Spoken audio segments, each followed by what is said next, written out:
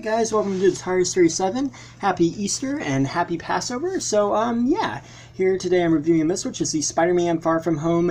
I don't really know what to call this version of Spider-Man. It's kind of like a stealth version, but it's kind of different from the Shield stealth version. Nonetheless, it looks pretty awesome. We got this Spider-Man artwork up here. We have Spider-Man there, the Far From Home logo, and the spider symbol. And this is actually really different from like the other two figures I reviewed. But you'll notice on the side here, where those other two figures were kind of blank, they've added a tab and it says Concept Series. So that's kind of cool. And basically the Concept Series is something that Hasbro has used in the past. It's basically their way of marketing toys that don't necessarily appear in the film, but are just kind of released, I guess like as a concept really. I don't know if they're related to concept art or anything like that, but it's basically how they kind of release toys that aren't in the movie. And to be honest, I'm glad they're putting it on the packaging. That way it's not really misleading people to think this will be in the film. But yeah, it's also here too, and we have Spider-Man and a bio. So yeah, let's open this up. So, here we have this translucent type Spider-Man, and honestly, he's a little strange, but at the same time, he's pretty cool.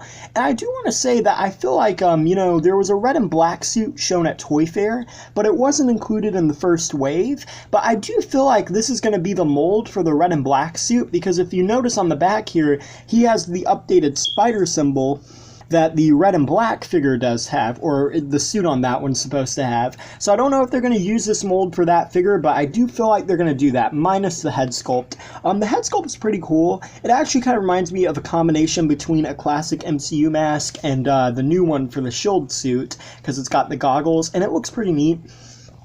The head is also translucent, so it looks a little weird, but it's got these goggles, and it's kind of neat. I like them, and I like the designs on the eyelids. There's also this thing on the side here, which is pretty neat, pretty cool looking. And then the rest of his body, from this part to here, is translucent, and it looks cool. The molding on the spider symbol is nice, and the paint on it's done really well. You got some red that cuts across to the blue here. And I have to say, I like the look of the blue. It's really nice. And then you got some blue moving down with the red, some more translucent on the arms. His hands are translucent as well, on both hands, and yeah, and then moving down also, it's just mostly standard blue with some little design detailings for where the lines would be on the suit, and then he's got translucent at the feet. I have to say, I really like the translucent look on this, and I like how instead of just putting on one part of the character, they've included it all the way around. I think that's pretty cool. And on the back, again, you do have that new spider symbol painted in red and the red paint. I also think the details is pretty good on this with the red paint. It really adds to it, and it's really neat.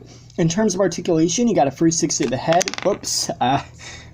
However, if you turn too fast there, it will pop off. So that's not too good, but So, yeah, you can also look up and down a little bit. Nonetheless, that's kind of interesting. The arms do rotate 360, swing out the shoulder, bendability at the elbow, and a 360. And the legs don't really move backwards, but they do come forwards.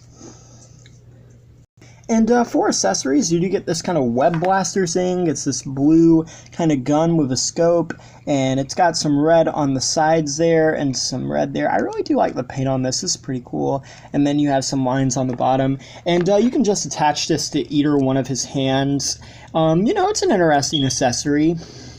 Yeah, it just clips onto here, and, it's one of those, like, kind of flick fires. Not really a flick fire, that's more of a Lego thing, but, yeah, basically, you just kind of, like, push it around or whatever, and it comes out. I don't really like those kind. I prefer the spring-loaded, but nonetheless, it's still cool, and the missile does look like a web, if you were wondering.